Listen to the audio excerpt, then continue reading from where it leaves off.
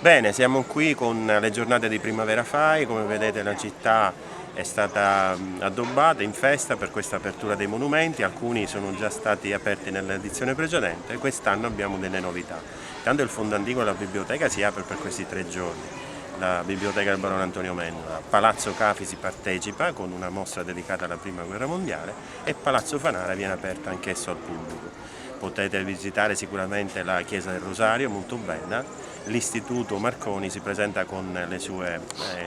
i suoi allievi, la Prologo ha fatto da coordinamento, l'amministrazione comunale ha collaborato, ma quello che è importante è che la città di Favara si ritrova nel calendario nazionale delle iniziative del FAI di Primavera edizione 2015.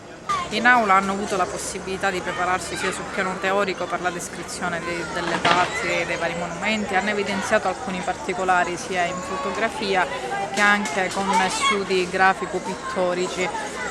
Come può osservare là c'è pure qualche dipinto su tavola. In questo momento i ragazzi stanno anche seguendo qualche pittura in estemporanea che ritrae qualche particolare della piazza o comunque qualche luogo rappresentativo di Favara, in modo da coinvolgere gli alunni su diversi aspetti,